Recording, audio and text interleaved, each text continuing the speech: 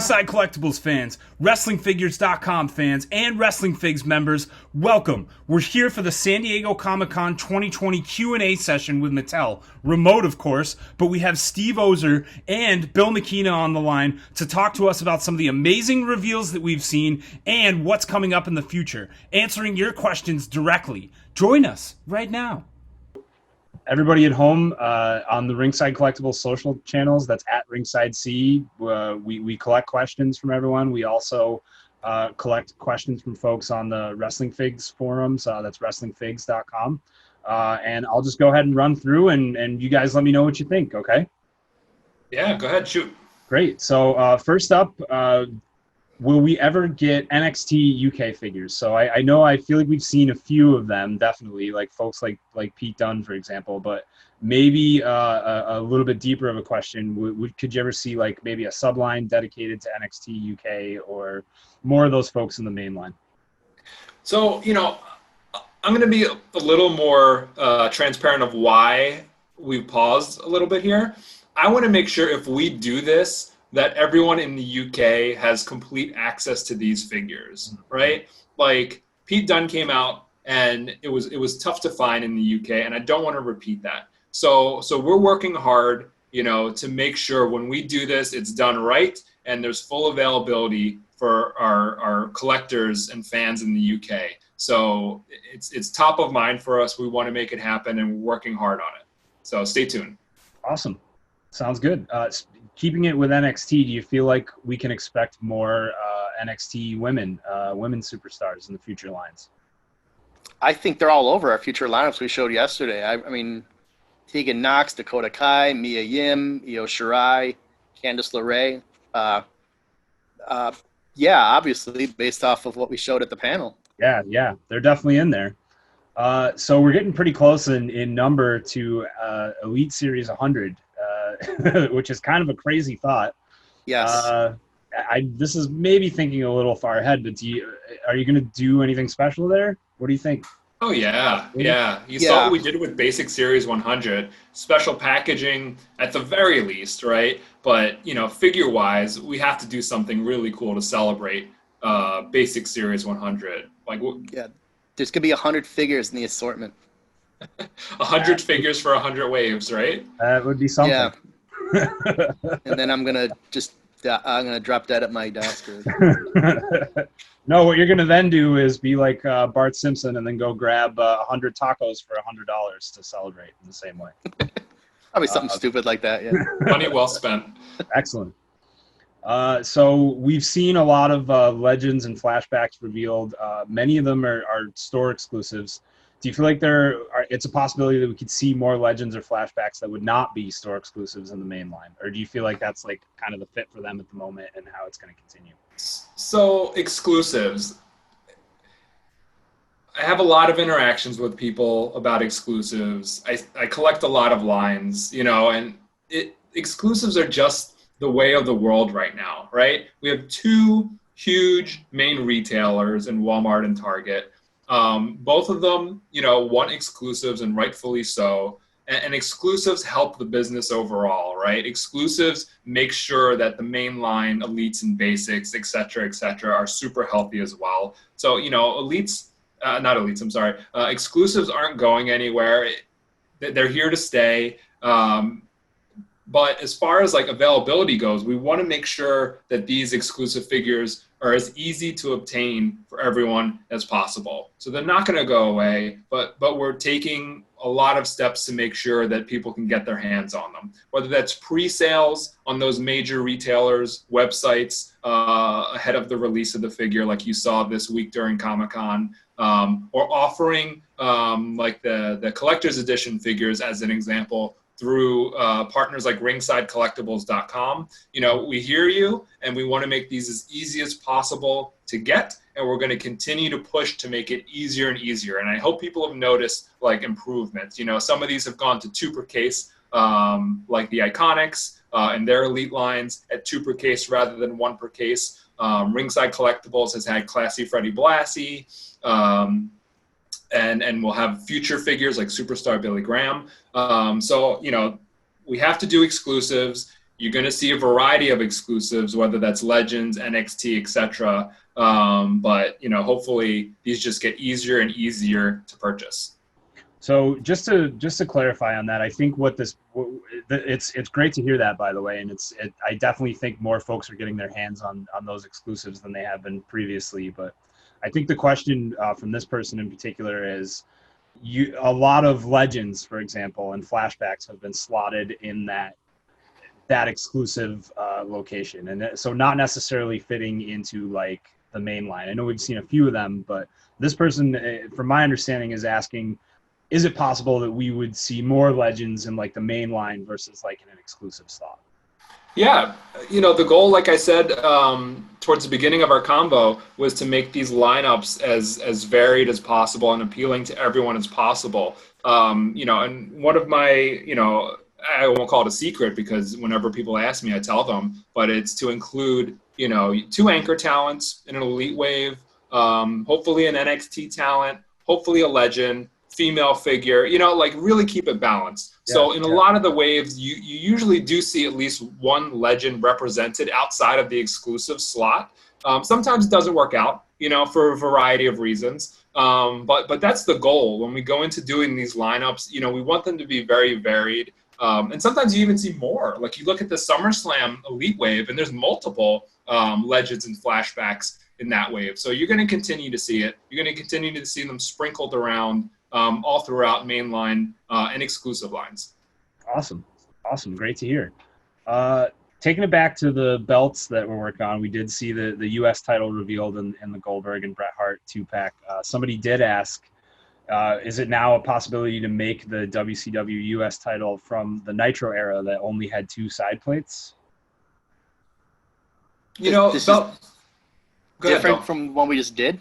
Good question. That's yeah. What So the title, there were 2 versions of the U.S. title. One version had 4 side plates, and one version had 2 side plates. The 2 side plates version was a little bit later, like towards the end of WCW's run.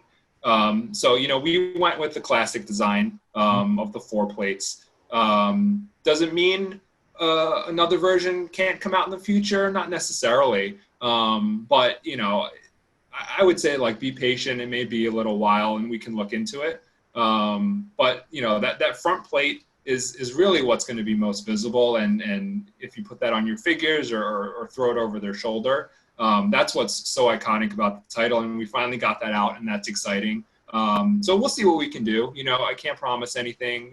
Titles are expensive to tool. But at least we got it out there, and we'll keep it in mind to see if there's ever a time where it makes sense to do the 2 side plate version. Makes sense. I'd like to point out to everyone, between the 3 of the people on this call right now, there's a ton of wrestling knowledge on video. So for Steve to just drop a knowledge bomb like that when both Bill and I had the question mark over our head of the side plates is a really good thing, and everyone should be really, really happy that type of person is working on this line. So thank you, Steve, for dropping. I need to try to legitimize myself. Hopefully that worked for most folks. Here's a good kind of interesting, true to life question at the moment. We're all dealing with a pandemic at the moment. We're all where we are in our respective places, and this has an effect on traveling, like getting into the office. What challenges do you feel like you faced working on the WWE line during the pandemic, if you can go into any of those at all? And inversely, have you found any positives in working this way? I know at my full-time job, I found some positives in working that way. So are you going through the same thing? I found one of the positives is that I can readjust my daily schedule working to sort of, it used to be like you come in the morning and then you leave at 5 or around like 5, 6, right when the people in Asia and China are getting into the office. So it's sort of like, if you have an issue, you sort of just like, you leave it on the table when you leave at the end of the day, and then you pick it up when you come in the morning.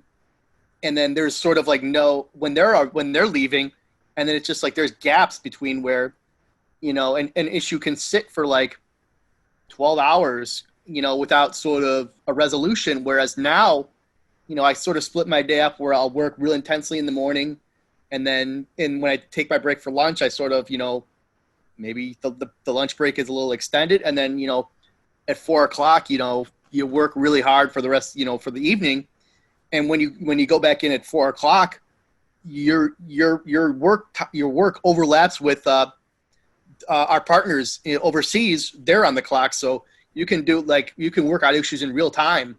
Whereas before they would just be like almost like ping pong, where it's like, one day you slop it over, and then the next day they slop it over, and then the next day they slop it over. It's like now it's like you're working on the same time frame, and stuff gets resolved so much quicker. Yeah. I work all the time. So like from the time I wake up to the time I go to bed. And some of that is the business side. Well, most of it's the business side of things, of course, right? Some things that aren't necessarily so fun when you think of toys. But then I do spend some time every day interacting with collectors, of course, on the forums and on social media. That's not necessarily a real part of my job, but I make it a part of my job because it's important, and listening and communicating is important. So that aspect hasn't really changed for me. But being home, I am able to take a little bit better care of myself now. And I'm a big advocate of DDP yoga. Dallas is my yoga guru, so I'm excited to get a latter version of him into the Legends line. Wow. So that's been a bonus, right? I'm a bit healthier now and feeling good. The negative really is like not being able to easily collaborate. I really missed that quite a bit. It was so easy before for Bill and I to just run over to each other's cubes and just hash out things really quick and brainstorm and solve problems. And now it's just like, if he's on, one of his breaks that he just mentioned in between things, or for whatever reason we can't reach each other easily via, text or phone call, it just takes a lot longer for some of these things, to get solutions for. So that's challenging. And for me, like, I enjoy the creative process quite a bit. So that being, partially missing is a little bit of a bummer. But we're making the most of it, right? The product is still, rad. It's just taking, for me, creatively, a little bit longer to make happen. Yeah, I do miss, personal interactions with my coworkers. But, I miss Comic-Con too. I mean, there's just like 2020's just screwed up a lot of things. So. Yeah, WrestleMania, what are you gonna do? Comic-Con. Yeah, WrestleMania was always like my Christmas, right? Like I made those trips before I worked at Mattel on my own as a fan. Not being able to do that this year, like, oh, bummer. Okay, next year, whatever. And then Comic-Con, no Comic-Con on top of it. Oh my gosh, right? Huge. Yeah, the Comic-Con. This hurts because I always I love Comic-Con week. It's like a break from reality. You see friends in the industry you see once a year, and you hang out and you shoot, and then you go over their booths every day, like what's new in this booth, and then you get excited about each other's stuff, and that's not happening at all this year, and that to me that's a real bummer. Yeah, there's a lot of industry camaraderie, and you guys, you come out and you see us. I miss the Ringside crew. I miss friends in the industry. So all that stuff is a bummer, but hopefully we all take care of each other and take care of ourselves, and we can get over this, moment in time as quickly as possible and get back on track next year. Fingers crossed. Definitely. Yeah, I did drunken karaoke by myself last night. It was really depressing. Well, from now on, Bill, we can Zoom call it and we'll do drunken karaoke together. So it's still not the same. True. So moving back to figures a little bit. Some folks are wondering if there's any more plans for any authentic scale rings or play sets. So possibly an Elimination Chamber, a Hell in a Cell, obviously a massive undertaking, but even if not necessarily those, possibly a new elite scale ring or main event ring, anything like that? Yeah, my first Q&A, I gave a lot of nothing to announce at this time answers, and this is worthy of that. Nothing to announce at this time, but it's important, right? It's really important to get items like that out to collectors, because we're in an age of social media and action figure photography and hardcore collecting, and people are opening their figures more and more, and open figures are retaining their value on the secondary market. So like, the game is changing, right? So I feel like now maybe it's more important than ever to have like those collector focused play sets, for lack of a better term, out there when it makes sense. So, while like I said, there's nothing to announce at this time, it is definitely on top of mind for Bill and I. Like, how do we make these things happen? How do we get these out there in ways that make sense, from not only a consumer standpoint, but a business standpoint. So we'll keep trying, like give us some time. We have resources available to us now that weren't available to us over the last few years, like Mattel Creations. So hopefully we make some things happen, and you'll see some exciting things in the future. Makes total sense. Another possibly a little bit more technical question.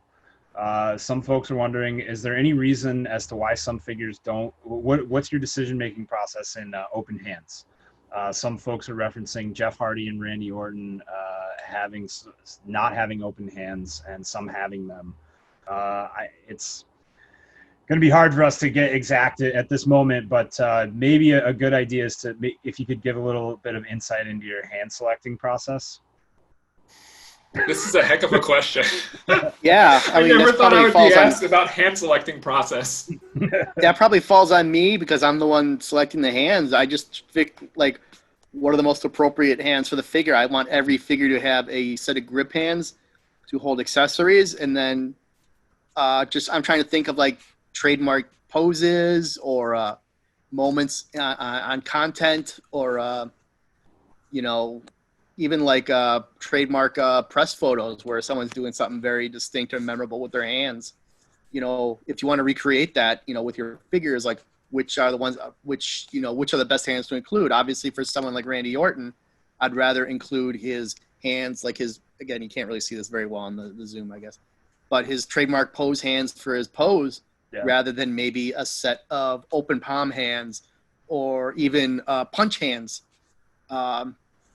For someone who's like known as a grappler, a technical wrestler, like a Daniel Bryan, I want to include like the claw hands, because that involves a lot of the start of the match, and does like the catch-as-catch-can posing. So I mean, that's sort of like where my selection goes. I just try to figure out, like, if I was posing this figure, if I was like, what would make the best photos, and then match the hands to that.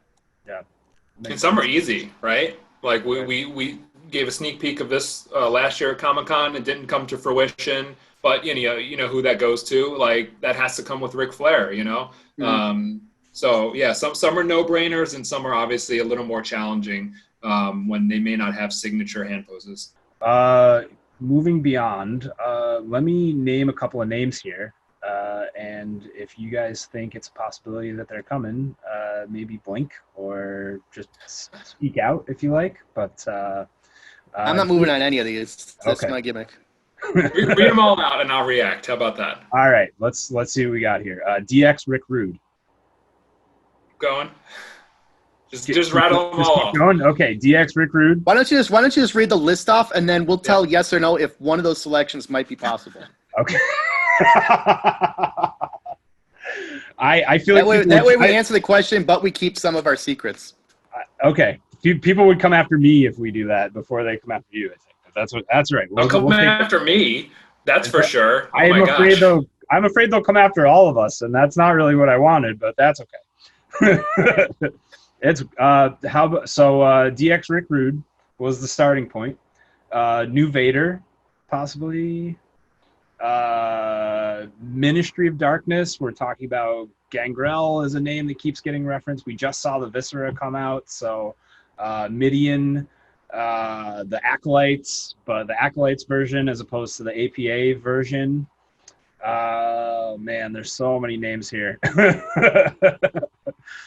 Haku, Brother Love, Dink the Clown, Maven, Spike Dudley, Sable, Giant Gonzalez, D'Lo Brown, Repo Man, Gangrel again. Is that clearly two Gangrels? Two Gangrels, man. People love vampires in this. Hard enough for us to get one out. Ken Shamrock, possibly. I feel like that's a definite no at this moment. I don't know what that person was thinking. Scotty Too Hottie, Grandmaster Sexay. We've seen Scotty Too Hottie previously, so maybe just Grandmaster. Albert, Test, Jeff Jarrett, Val Venus. I'm gonna stop there. At least one is coming. Ooh. But let me say this about these requests. There's so many requests. Bill and I are lifelong fans, super fans, right? Like, even if we weren't working on this brand, we're still all in on professional wrestling. So we're fully aware of these requests, not only because we interact with the collectors online and at conventions and whatnot, but we want these figures too. We want all those characters. We want as huge a world of WWE action figures as possible. So whenever these specific, legends become available to us, the chances are really high they're going to get a figure. It's just a matter of availability. And we work really closely with WWE to get, new legends available to us. You see it happen, year after year, new legends, Mr. T, China, King Mabel, Greg the Hammer Valentine, et cetera, et cetera. So it's a long game, unfortunately. Do we want all these now? Heck yeah, right? It'd be great to have all those talents that you just mentioned, on shelf, right now. But it's just going to take some time, and we'll keep whittling away at the wish list. And hopefully over the next few years, you see some of these names, pop up. I applaud you, Steve, for a most excellent diplomatic answer. Yeah, I have nothing to add to that. I don't know if anyone does. That's good. It's a good job. So going back to titles briefly, any plan now that we have kind of the open door with WCW? Are there any plans for the WCW TV title, cruiserweight, the hardcore title that Norman Smiley had, the women's title? We are seeing the tag titles, right, with Steve Austin. And just as a little footnote for that question, does this also open up the door for any ECW championships to be further put on the line, like the TV title or the tag titles there? A lot of it is going to be determined on the availability of talent also, to include that belt with. Like, we're not going to just put out the title on its own. But, if there's a situation where, it's either an talent we already have the rights to, or someone becomes available where it makes perfect sense to include this title as the main accessory with that character, I think you'll start to see a lot more of those belts or titles. Titles, pal. It's a lot more of those titles. You might have snipped that one.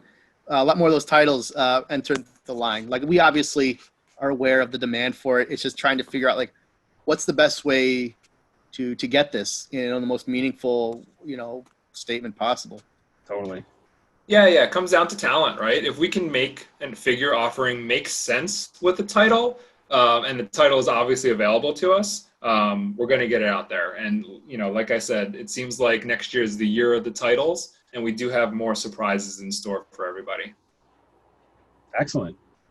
Quick one. Any more possible celebrity figures now that we've seen Mr. T, like maybe Cyndi Lauper or LT? Gosh, I hope so.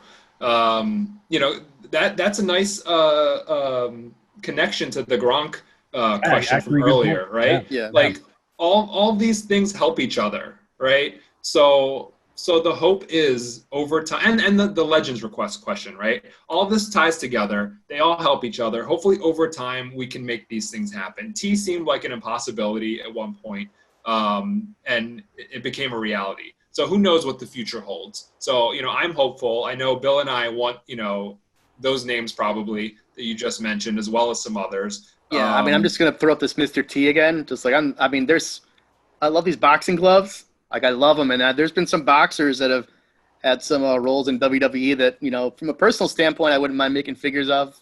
Totally true. So, if they ever get under deals, World needs a Floyd Mayweather figure, Bill. And we are doing things to make these deals potentially happen. We're communicating with WWE. It's not just like we're sitting back and just hoping for the best, right? Like, they're great partners with us, and they work closely with us. And we'll see what can happen as time goes by. Dominik Dijakovic. Can we feast our eyes on that figure soon? Nothing's Probably. announced, right? No leak lineups or anything, but probably, yeah. Yeah. Some figures that have been previously released, like a King Kong Bundy, maybe like a Harley Race, even Rick Martel, for example. Some of those older legends. There's probably still a demand for them. Is it, if we were to see them again, is it possible that we could see a re-release, or would the possibility there be a brand new figure?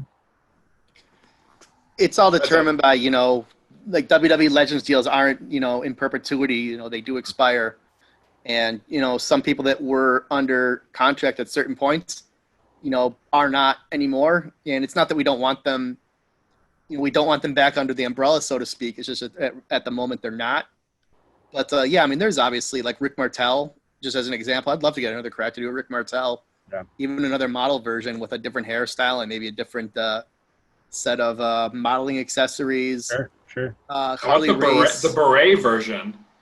I'd love to do that. Harley Race, I'd love to get another Harley Race out just because I know that one sort of, for whatever reason, just not a lot were made. And I know a lot of people were left without a Mattel Harley Race in their collection. I personally would want to see, that changed. So, but it just depends on, having them under the WWE umbrella at that point. Excellent. Yeah. Last one here from a figure perspective. We are now seeing cinematic matches, as they're called, with such a major presence in WWE. So are there any plans for the possibility of like a Boneyard Match playset or figures referencing that, or any sort of, I'd say probably the question here is, will there be playsets in reference to these cinematic matches? They're very toyetic, right? Yeah. It's just finding a home for them, a retail partner or partners for something like this. Like I said, we're fans. We watch the show. We see the reactions. If we can make something like this happen, heck yeah. So guys, what is the current status and future of the retro line? Folks, right in here it says in all caps, "We want retros," with an exclamation point. So obviously it's still a celebrated line for folks. I know we've kind of hit the pause button with it. Anywhere you can give us there. I'm very familiar with the hashtag. My DMs are flooded with stories, Instagram stories of people tagging that, and my comments and whatnot. We love the retros, for a variety of reasons. Things didn't work out towards the end, and the line had to be put on pause. But it's something that I've been continuously working on and advocating for. And as I mentioned before, we have new outlets available to us. So maybe, something comes together soon. It hasn't been forgotten. The line is important. The collectors of that line are important. And, as long as I'm around, I'm going to, do my best to figure out a way to bring it to you guys in a way that makes sense, and that you're happy with, and that we can execute properly. Cool. Bill, will double jointed elbows ever become the standard on the elites? Who knows? We're constantly trying to improve our figures and look at ways to stay ahead of the curve. I mean, we have so many good companies making good action figures right now. So and we're always sort of like monitoring, like, what are we doing better than them? But like, what are they doing that kind of puts them in something that they're doing that we're not? Mm-hmm. And there are companies that have the double jointed elbows on their figure offerings. So it is something that we are exploring. So it's something I'd like to see as well. It's just trying to figure out a way to implement it if we can implement it. So it's about the best answer I can give right now. But yeah, it is something that, like, we are aware of what everyone else is doing, and we want to stay ahead of everyone else. We want to stay I think for the past 10 years, and I don't know if this is coming off as blowing my own horn or not, but I think, for the past 10 years, like, we've consistently been the best action figure line on the market, and we want to keep it that way. We want to stay, trailblazers. We want to stay, at the top. And that's one of the ways to do it is to, innovate, and then but also, recognize when another company is doing good stuff as well. Yeah, if you get complacent, you fall behind, and we're not complacent. Totally.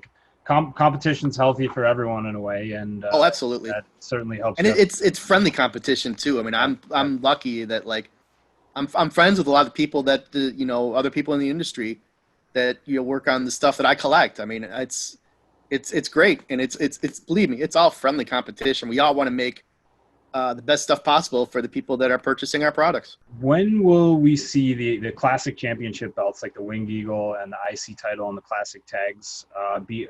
Will you be updating those with the belt tips and snaps like the North American and 24/7 belts? Off the top of my head, it's not a high priority for me, just because again, is that what I want to spend my tooling budget on every year, retooling the belts, or is that what I want to spend deco on, adding that to the end of a belt? For the North American, for the NXT North American title in particular, the end of that belt was really distinctive looking, so that's sort of why that got priority there. But I mean, again, it's not out of the question, but when I'm working on the line, when I'm designing it around like what's my tooling dollars and what's my production dollars in terms of like how do I land the plane at the end of the year, so to speak, redesigning the belt to add a detail like that is it is lower on my priority list than others. Something to keep in mind with some requests like that is that if you implement that replaces something else. It's not like we can just do everything. We would love to, but it's not possible. You have to balance. So if you put the tooling into a new strap or something, then something else doesn't get tooled. And Bill does a great job at prioritizing, what he thinks and what he thinks the collectors will benefit most from. So to that point, Bill, where do you think on your priority list is the possibility of getting a new torso mold for guys who are smaller but ripped? So somebody like an Ali or a Cedric or a Ricochet, a little bit smaller than like kind of the standard ripped. We did a new torso for Ricochet. Ricochet is a brand new torso, yeah. So yeah, obviously it's high. Yeah. There was an in-depth discussion of the new torso and Ricochet's abs on the panel, so go back and watch that, everyone. Yeah. It was before the conversation about flying a buffalo. If you didn't watch, you're obviously missing out. That's a good point. Anybody that is listening to this Q&A that hasn't checked out the panel, make sure you do go back and watch it. Is Shotzi's tank in the works? That would be a cool accessory, wouldn't it? Yeah, I mean, if I ever work on a Shotzi, or let's just say when I work on a Shotzi Elite, Black Card Elite, I would want to figure out a way to get that tank in. But again, that might be one where trying to make sure that we get the Shotzi right to include the tank and a lot of her gear and a lot of her deco. That might mean that she's not as easy to place in the line as another figure. So again, it's a balancing act. But it is, when someone presents you with an accessory possibility like that, you do want to take advantage of it. Yeah. Any chance at maybe a subline or a spin-off line of elites that's like kind of a Voices of WWE line where we could get current and former announcers and commentators and interviewers? There's a lot of backstage personalities currently, so obviously we see a few of them in the line here and there, but could we ever have a line like dedicated to those folks? Yeah, I don't think that would be possible. I feel like, I don't know if a retailer would support a line of all talent at that level, and they're great and some are ultra iconic, right? But I think, to include them, they're better served being included, in one slot here and there in basics, elites, or collector edition, or an exclusive line or whatever, rather than a whole line of them.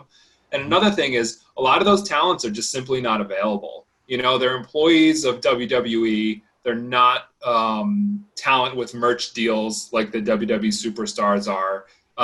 So it's a little tricky there. But, when they are available to us, the ones that are, we are going to do our best to find homes for them throughout our lines. Cool.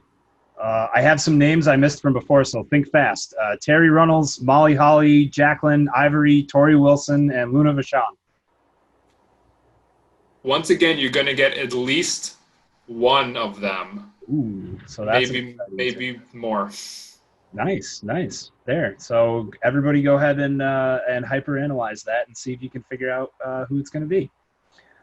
So I know this is kind of like asking you to choose between your children, but can you each name one, your favorite Mattel WWE figure to date? Let's name one. And then one, your favorite that you revealed this week at Comic-Con. I'll go first. Yeah, I think my answers might be a little obvious. My favorite all time is, and this will never, ever, ever change, was the first Defining Moments Macho Man. Just because I've told the story maybe quite a few times at this point, but everything involving that figure was like such a special experience for me. Being able to do it, being able to meet Macho Man, being able to show him the figure, have him comment on the figure, have him compliment me on the figure. That's stuff like, who will ever get to experience that? Yeah. Like, it's almost like that was such a, that was almost 10 years ago. I mean, it might even be 10 years ago now that happened. And it's just like, that happened? Like, that really happened? And so that's, I'm still, thinking about it. It's still, I can't believe it happened. And then this year, it might be the Io Shirai, just because that was a hard one to get right. And the face, I wanted to make, like, I had a very specific expression I wanted on the figure. And then when you see it on the deco sheet, and it's exactly how you want it to look, but that doesn't always translate to the figure. And then when you get the sample and it looks exactly how you saw it in your mind's eye, like exactly, it doesn't always happen that seamlessly. And for it to happen like that, that was so satisfying. Yeah. For me, it's always tough to pick favorites because my lists always change. Like, if you ask me tomorrow, it'd be different, Yeah. So maybe I'll throw a couple out there. An older one is the old basic Hurricane figure for maybe year one, probably, right, Bill? Yeah, year one. Yeah, the long-haired Hurricane basic figure. I always really love that figure. I'm a huge Hurricane fan, and to me, that's one of the best basic figures probably ever.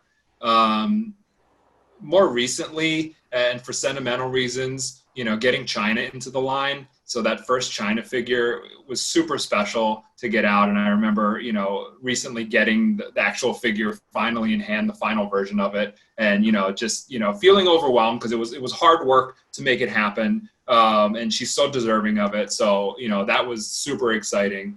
As far as reveals go, the ring cart, not necessarily a figure, but once again, something that was like a long time coming to make happen. And then, one more, revealed previously, but, went on pre-sale and sold out. But getting this Old Man Warrior figure out definitely is just unreal, right? Like, at WrestleMania 30, I was late getting to the arena for Raw the next day.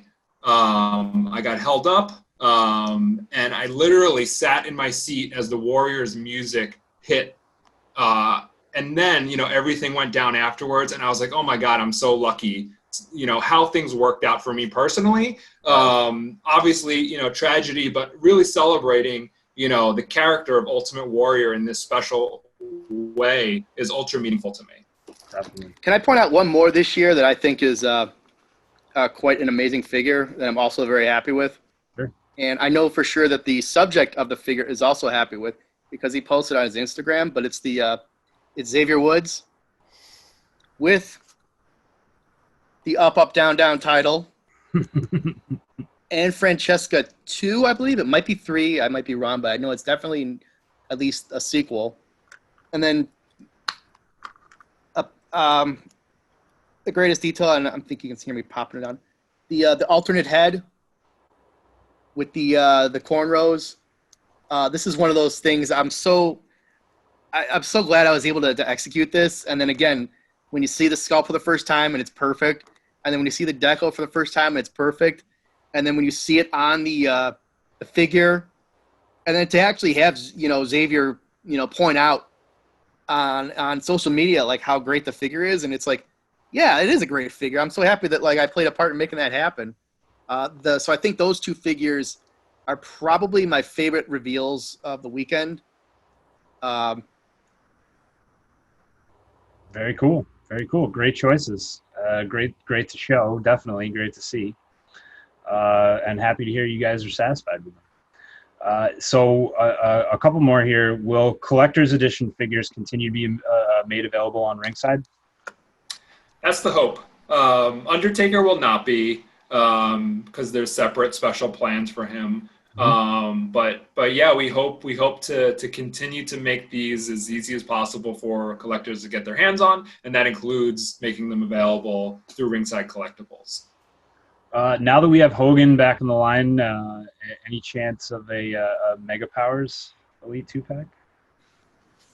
Maybe, whether it's an Elite 2-pack or single figures in those looks, like Hulk had the Mega Powers logo across his trunks on the back, so it is a little bit different than your regular standard red and yellow Hulk Hogan. But I mean, Mega Powers in action figure form do need to be celebrated for sure.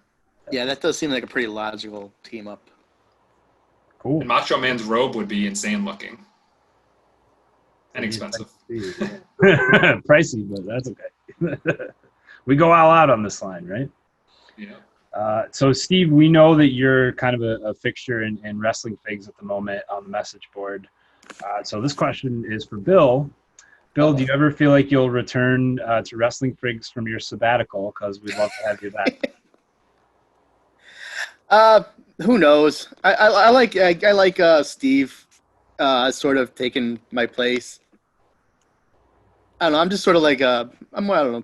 Maybe I'm slowing down in my old age. Getting a little old and crusty. I like, of all like the social interaction sort of ways to do it, I like Instagram the best at this point.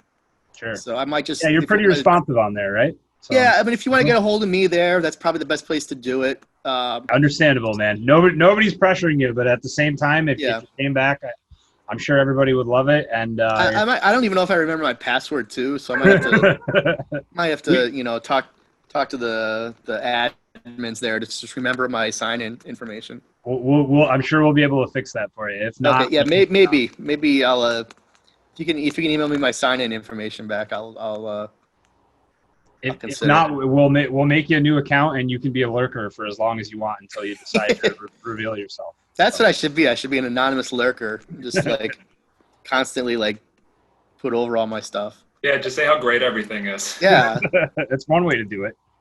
Give everything a 10 out of 10. So, guys, I think that's pretty much everything we had to cover here today.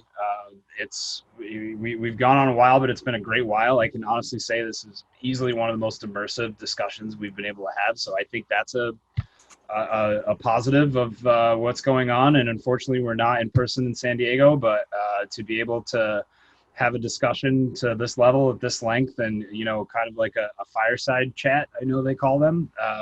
It's much appreciated, and the level of detail is much appreciated, and the hard work you guys do to have wrestling figure collectors have just like amazing collections in front of them at all times is just awesome. So thank you so much for joining us for this. Thank you for everything you're showing at Comic-Con, and thank you for all the hard work you do for those of us that are fans of the line. Well, thank you. Those are very nice compliments. So, and thank you again for everyone who supports the line. For at least for me, it's been 10 years, over 10 years. I mean, this would have been my 10th year in a row I would have been on a Comic-Con panel. I mean, that's just like